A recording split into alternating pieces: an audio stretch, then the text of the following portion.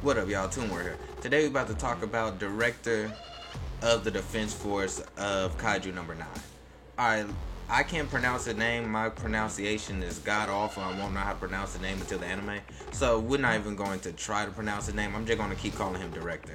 The same with the other characters. I'll call them MCs or whatever. But that's besides the point. Alright guys, let's get into this.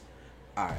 The first thing about this guy is the hero of Kaiju number 8, as in he was like part of the first generation of warriors or soldiers to fight kaijus when they came. Like I said, they don't know exactly where kaijus come from, but they just appeared out of nowhere around 30 years ago, and he's like one of their first soldiers fighting them. And also he is considered the hero because he is very powerful, like very. Later down the line, he became, as in the director of it, that had a special force fighting kaijus with different weapons and other stuff like that. But this was before they really had the technology like that of fighting them. So he was kind of just going in, just not barehanded, obviously. He'll die instantly. But just with, I'm sure they're more advanced than we are. In fact, they are more advanced than we are. But the weapon they had was kind of, it was doing damage to the kaiju, but they didn't really know a lot about kaiju back then. So he was one of the first soldiers, really kind of like the forefront of this type of the battles of the kaijus. Thus, he became the hero, also known as, he's actually considered like the world's strongest man. Is he considered the world's strongest man in Japan or the world's strongest man in general? But he has a lot of respect in the whole world.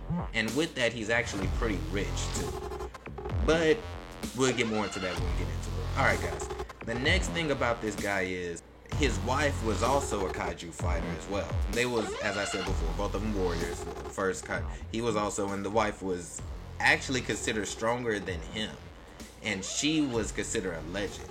Now, why I say was considered a legend, she died in a battle facing what is considered to be the most powerful kaiju that they have to date. Kaiju number 6. Now, they do kaiju numbers if they're very powerful. They consider them numbers, like how we give names to Katrina and hurricanes and different weather phenomena and stuff. That's what they do for kaijus that's considered just so powerful that they're on so much of a level. And so the reason they do this, one is to keep data of it.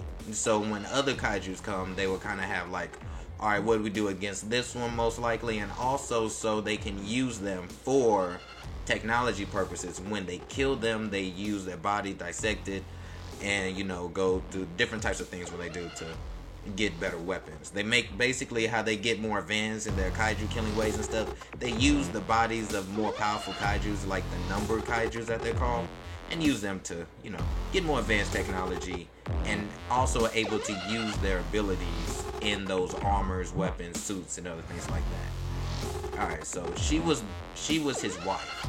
As a hero, she fought kaiju number 6 that had unbelievable abilities. I believe it was like freezing. It was like, she was like the concept of nature itself. So the kaiju was like concept of nature itself. As in, like, I think it had the power of freezing and stuff. Till this day is considered like the strongest, if not one of the strongest kaiju that they ever fought to date as of right now. Now, granted, we're probably going to see them fighting more powerful kaijus, way that surpasses number 6, but as of right now, kaiju number 6 was the strongest, and she was his wife that died, and that actually made him more of a battle hardened, or really more stern, that wants to protect mankind from this. Kind of like how Attack on Titan is, how they really are like, we must protect mankind, in the beginning. So that's kind of how he is right now, which is understandable because on the concept of it, they're on the losing side of a war with the kaiju. Like I said, like how Attack on Titan is. Now, you're going to hear me say a lot in a lot of videos that comparing Attack on Titan with kaiju, because they very are similar, and how the Titans was kind of like in war with the humans, or at least in their concept in the early beginnings. As far as we can tell, that's kind of what it really is for this. They're at war with the kaijus, and the kaijus are kind of winning. Sort of, kind of, really. The numbers they do have, but it's like, it's like humans are ants and the kaiju are like giants. There's only so much you can do. So that's what it is. But this guy, he definitely helped. At least I say in the beginning when humans was losing badly and the kaijus was just winning all the time and just really winning or just demolishing the forces, he was able to help even the gap a little bit. And like, not even a little bit, probably a little bit more than a little bit, just because of his leadership qualities, his fighting qualities, his abilities, his understanding.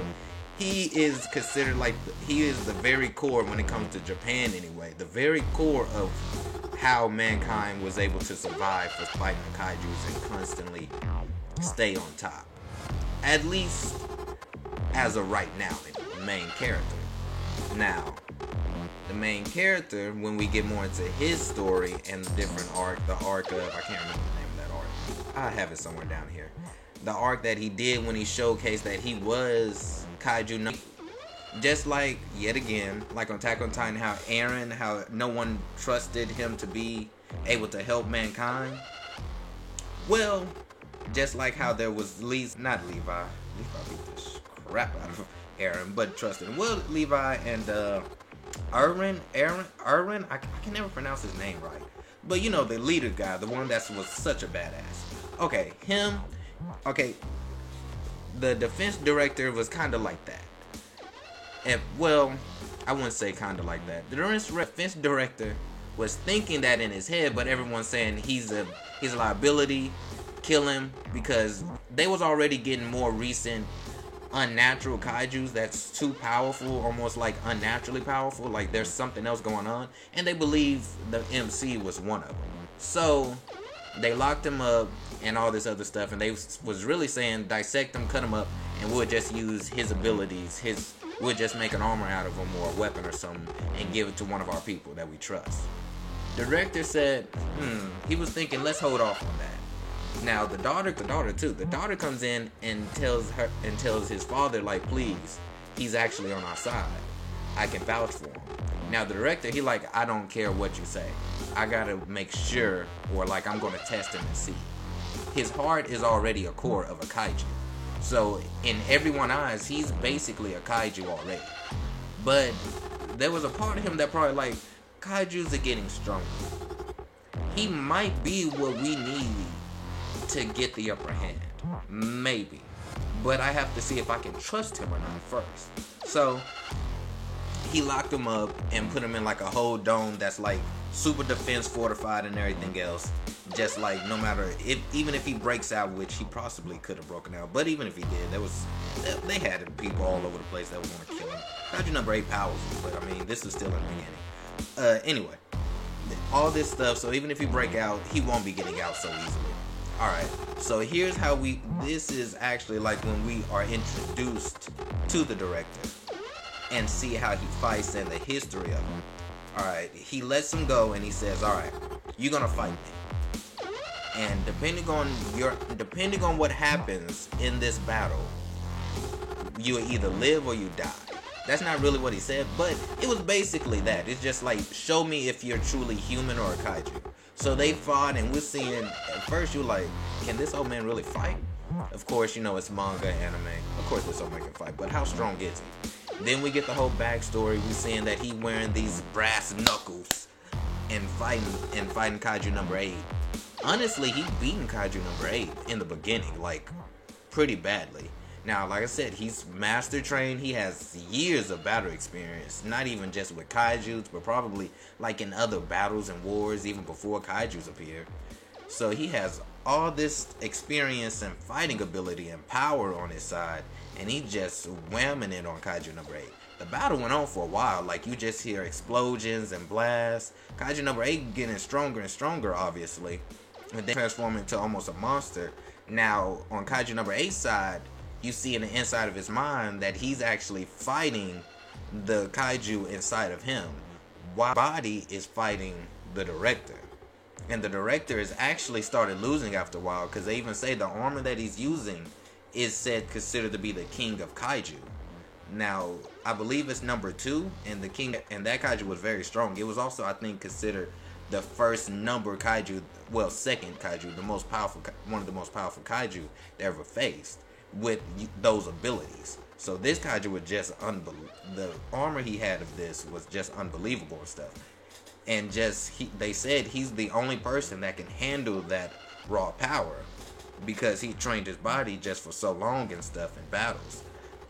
But even then, the age was getting to him, I'm sure. He was just getting whammed on kaiju number 8. And just like, it was looking like he was going to die.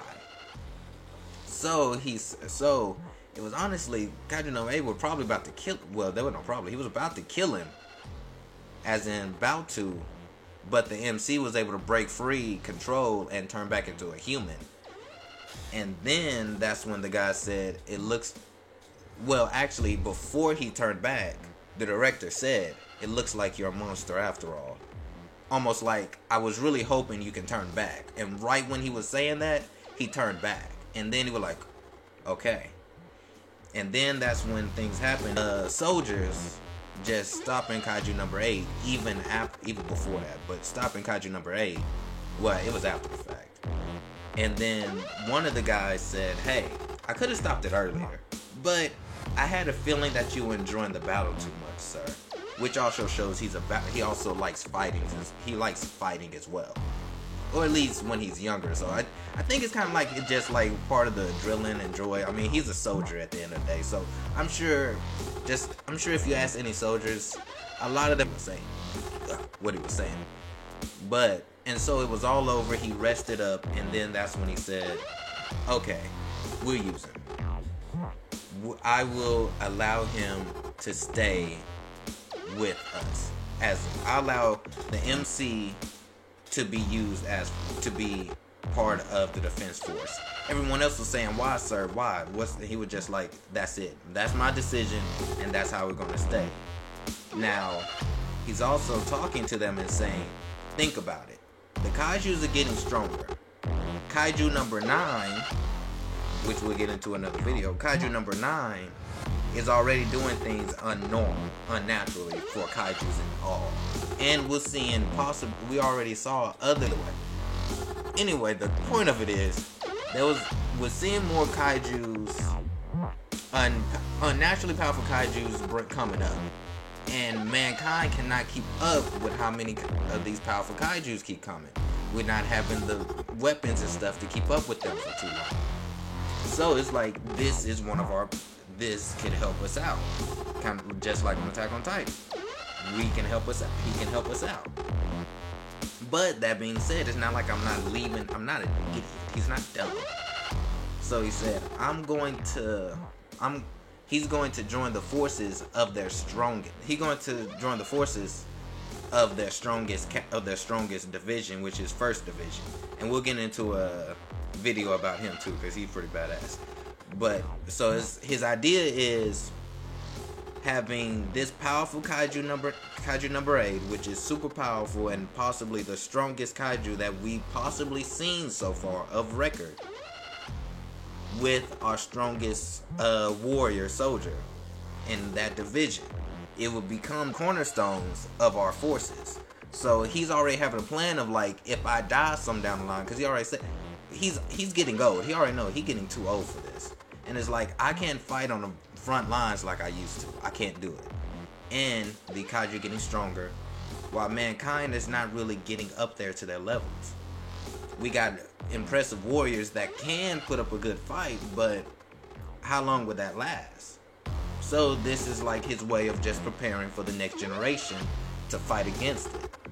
That being said, he does all this without realizing that the kaiju is already planning on their side as well, or at least the kaiju that they're most worried about, kaiju number 9. I think it's 10. Whichever one. I'll put it on the description. I believe it's 10. Yeah, 9 because the other one is the monster. Yeah, kaiju number 10. So it's kaiju number 10, I think. Either way, whatever. Forget it. Alright. That being said, while he gives them their first mission, which turns out it's a whole trap and setup from the kaiju. Now, this kaiju wants to get the power of the strongest kaiju, the king of kaiju, which is considered to be the battle arm kaiju number 2 that the director is wearing. Now, all this is being said when the strongest soldier of their group is far away fighting the kaiju on one side, while kaiju number 8 is on the other side fighting another powerful kaiju, or at least the same kaiju. He just has the ability to split. We'll get into that in this video, like I said. Now, it's all said and done. Both of them defeat their monster, and then they realize it was just a setup for them to get the director's kaiju, which he has on his armor, because just in case he has to get in a battle. Now, that being said, he's getting old, and he's not even able to fight for a longer time in that armor. Now, that armor already wears the body down anyway, they said, but because of his old age and stuff, it does it even faster for him. So when that kaiju came and started fighting him, all he could do was just buy time, hopefully for the other two to get there. But it was a brutal battle. He was lasting very long, and even the kaiju was surprised. But at the end of it all, the two wasn't able to get there fast enough. Even though he was holding off for quite some time, using move after move and all his big moves and stuff, but he just could not handle just the bombardment of the kaiju was able to put on him. So the kaiju absorbed kaiju number 2, which is also part of the director because he's wearing the armor. And then now we're just seeing a whole new powerful kaiju. When he's absorbed and everything, he put up a good fight. And then that's when you realize he's just thinking back on all the things he could have done, just kind of regret. And then while the kaiju gone, absorbed and everything, he's fighting back inside the kaiju. But he was saying in one of the recent chapters that I can't last much longer. I don't know how much longer I'm going to last. It was just like he was just saying, I did all I could. It's up to you guys now to stop this, because there's not too much more I can do. And he was even thinking, who would have thought that the kaijus was already one step ahead of me? But that being said, this guy is unbelievably powerful. He was unbelievably powerful. He even has a fighting style that's pretty unbelievable, which I can't remember the name of it right now. I'll put it around here somewhere.